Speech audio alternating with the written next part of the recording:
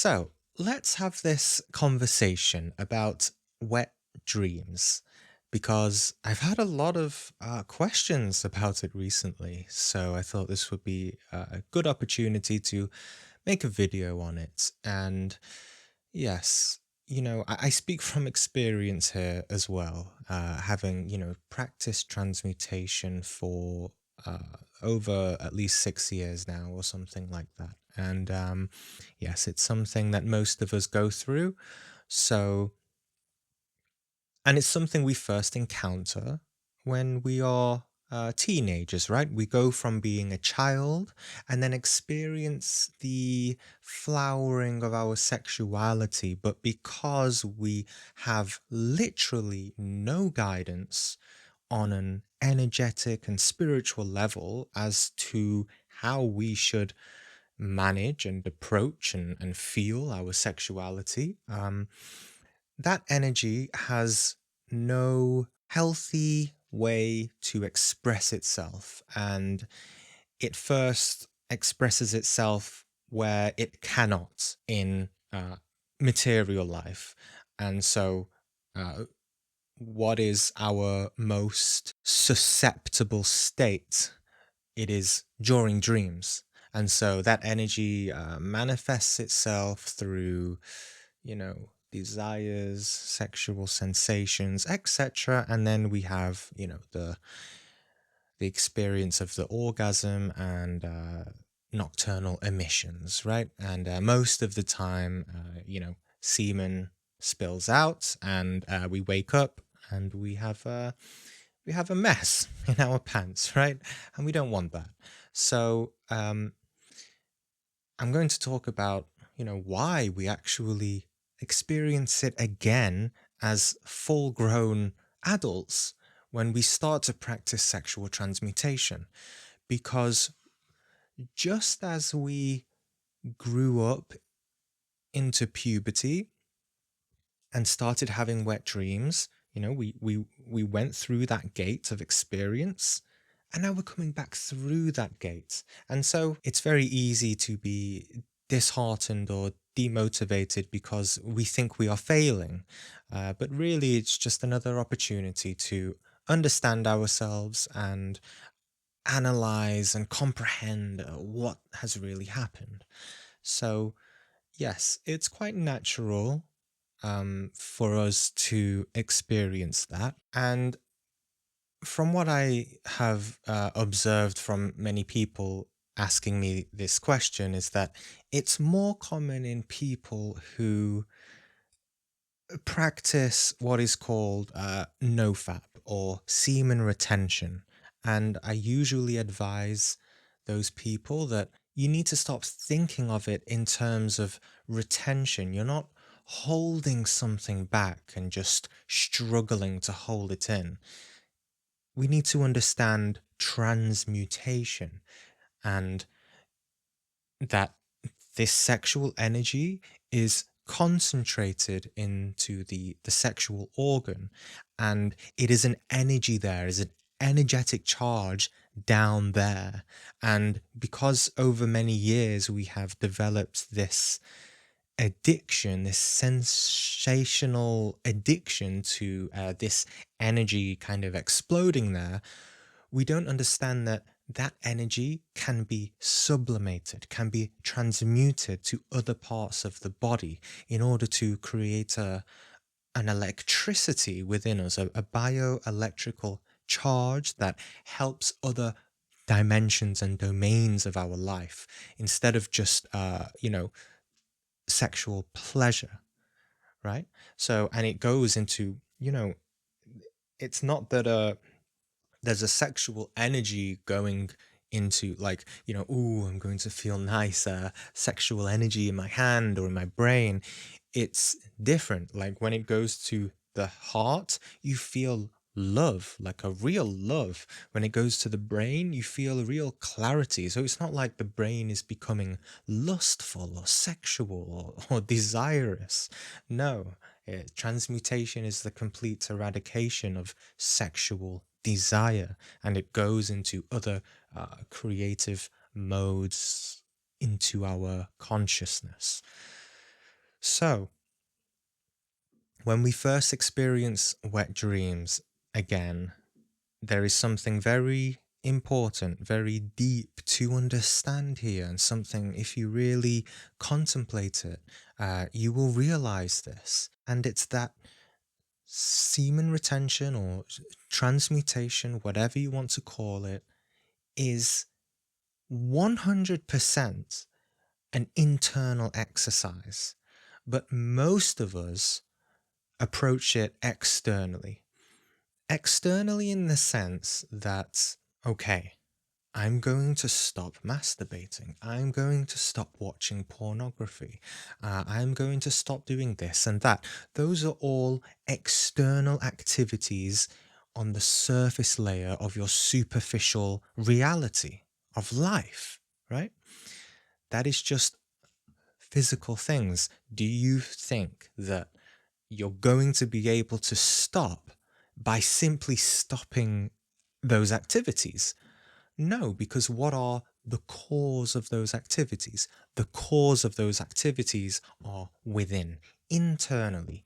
Desires, lust, okay? Addiction to certain sensations in the body, emotional gratification, many things, many, like, perversions in the mind. So when we first start to understand this, we have to start to comprehend all the little details that we have developed over our life. For example, perhaps we have a wet dream, right? We have a dream, and because the sensation was so vivid, we're usually able to remember the details of the dream, and so we wake up. And what we should do is, we shouldn't react and get into a self-pity. We need to seek to understand. So you first don't identify with having a wet dream, okay? It's happened. y- you're not some spiritual master yet, right? That takes many years to become. So failures should be somewhat accepted. Okay? So then you reflect on the dream. And to try and describe a dream without being too detailed, in the dream, for example, you meet a woman. Okay. What did this woman look like? What kind of hair did she have? What were you specifically attracted to? Was it her legs? Was it her shoulders? Was it her lips or eyes or skin tone or whatever? Whatever you are physically attracted to, you should be conscious of that so that you can begin to know yourself at this primal animalistic level. Okay, I'm not saying it's bad when I say animalistic, I'm just saying that's the nature of it, right? We start to understand our animal nature. And so, with a calm mind and without identifying, we simply become aware, and we simply analyze and seek to comprehend the stages and the processes which led to our unconscious fall into this sexual desire in our dreams. Okay? And this is, if you've got to this point where you're manifesting wet dreams, well, you've probably done a good amount of psychological work and willpower in your waking life, and you've probably comprehended certain things that trigger your sexual responses, and especially lust. Well, when it then goes into the subconscious, and that's when you start to work with yourself at a deeper level, and you start to understand deeper desires that you may or may have not fully realized yet. And so it's simply a next stage of working towards comprehending these desires at a subconscious level. And so don't be disheartened, because then when you start to work on yourself at a subconscious level, you're really sowing the seeds for a much more successful sexual transmutation journey as the years go on. So, yes, analyze all of this. What makes you excited? If you don't know what makes you excited and you're unconscious to it, then it can just manifest, right? It is you, it's part of you. You at some point manifested these kinds of desires, these out of control desires that could take control of you. And so you meditate, you self-reflect, and then you practice what I've been teaching on this channel: transmutation, uh, pranayama, meditation, deep meditation.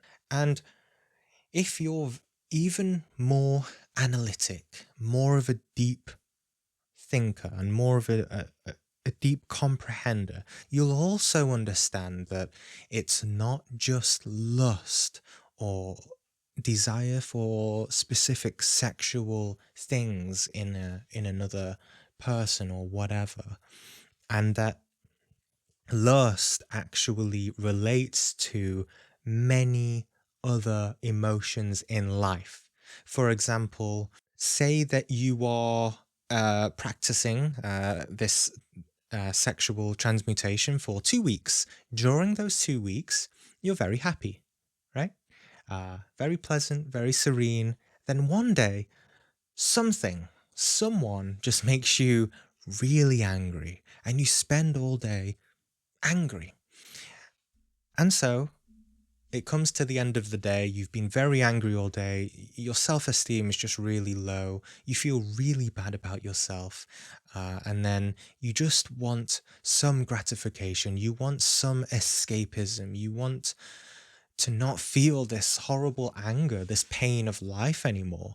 And so, on a subconscious level, you start to look at pictures, or just you start to imagine things in your mind, and then one thing leads to another, and you're back to, watching pornography and things like that. So, my point is, anger can absolutely be related to lust.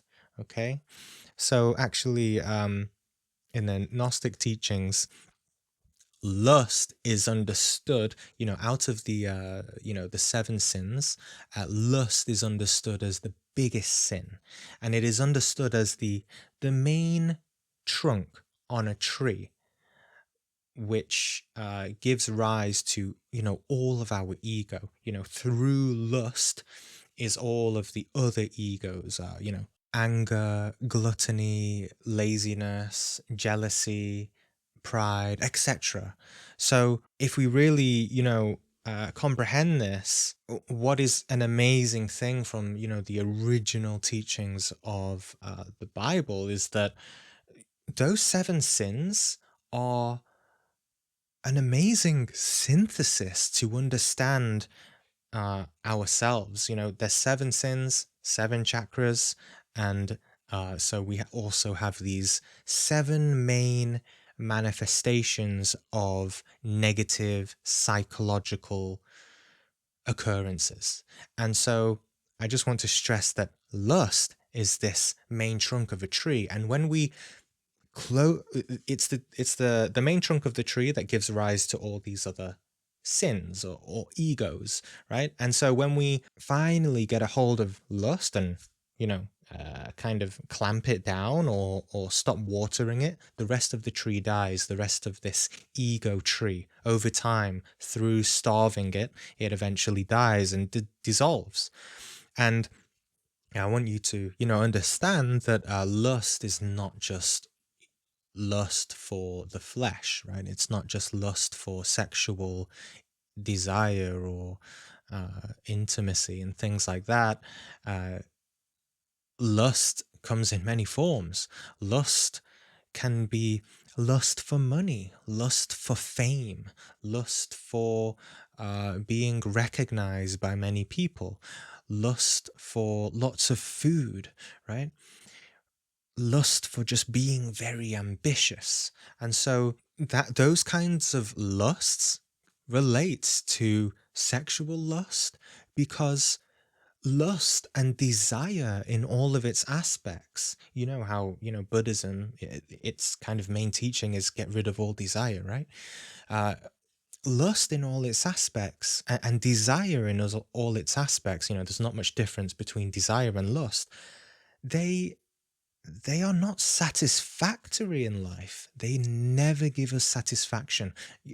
No matter how much food we eat, no matter how much money we have, no matter how much people give us recognition, etc. And that's a big reality, that it's never, if we try to find satisfaction in that, it's never satisfying. And so feeling and being an unsatisfied person, we look towards other kinds of gratification, which can also lead to sexual occurrences once again. Okay, so let me try and break down the process of overcoming wet dreams. First, we stop all the waking life physical activities of negative sexual activities. And then, we also start meditating, uh, doing pranayama, doing deep meditation every day, always seeking to comprehend our desires and lust. And then we start to see it manifest in our dreams, our subconscious. We simply continue to work on ourselves, strive even harder to work against ourselves and start to comprehend ourselves. Okay. And then eventually, as you start to understand that, you have no more wet dreams. It can, this is not always the case, but it can occur like this. So, firstly, as a really degenerated person, we are addicted to sex, masturbation, pornography, right? And we are ejaculating all the time, okay? Then, the next stage, going down, number two, we start to stop those physical activities. But then we still have those urges. And then maybe sometimes we still fall down in our physical waking life. Okay, keep striving. Number three, then finally, eventually, as you keep working, you will stop all negative sexual activities in waking physical life. Great. It's being cleaned on just a physical, superficial level. Number four, start having wet dreams, and you're also, ejaculating in your sleep. Okay, we start to do a deeper spiritual work to comprehend our psychology here and our desires and our lust, right? Okay, number five, we still have wet dreams or certain desirous dreams, but there's no more ejaculation. Okay, you can be having, you could even be dreaming of having sex with someone, and you're ejaculating in the dream, but you wake up in physical life, you check down there and you've got nothing there because you're practicing pranayama, you're practicing like mula bandha. Okay, see my video on the sacral chakra episode uh, in the chakra series, and also my sexual transmutation video. Yes, you're having these dreams, but there's no more ejaculation. And then eventually, as you comprehend yourself, as you start to completely understand your desires and you really get into such a peaceful state, there's no more wet dreams, no more desires of these things. And by this point, meditation and life becomes profoundly ecstatic, profoundly blissful and satisfying, and a deep love starts to vibrate in the body. Because as we've seen on this channel, sexual energy is such a powerful and potent cosmic force, right? And when we stop adulterating that force, and when we stop wasting that force, and we start to transmute it into more superior, more upright attitudes and behaviors and spiritual realization, bliss and universal understanding and everything and just wisdom starts to come to you very naturally. And your dreams will become extremely vivid, and you'll start to have certain signs and symbols in dreams, and you'll start to have astral projection experiences. Why? Because, as you may know, I know, a lot of people, and I know from my experience, is that when we first are on this path, and perhaps we feel like we never remember our dreams, right? But if we have a wet dream, there's so much sexual energy there, and so much, like, vibrancy from the energy, that those dreams become vivid. And so the only thing we remember are our sexual experiences. But what happens when you cut out those experiences but retain that vibrancy, that light? Then the light applies to the rest of your life, you know? Instead of being constricted down there in the lower chakras, it's liberated. This vigor, this vibrant light is vigorated into other domains and dimensions of your life.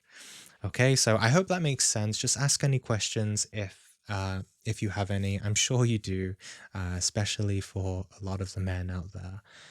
Um, just keep going. You'll be fine. It takes years of practice, actually, and you do not expect quick results with this. Be gentle with yourself, meditate, comprehend yourself, be patient. Um, there are remedies for this. A Gnostic remedy is to, I'll put a link in the description below. A Gnostic remedy is to use melon seeds. And so you cut open a melon, you scoop out the seeds, and put it in a blender with some water, and blend it and drink it. And this will help with that. There are also other things from, I think, like Ayurveda medicine. I think there's three herbs that are supposed to be good for helping this energy to naturally go inwards and upwards, right? Instead of downwards and outwards through our sexual organ. And those three supplements, or herbs, you could say, are turmeric, neem, and what's the other one? Brahmi. I had to look that up. Yes.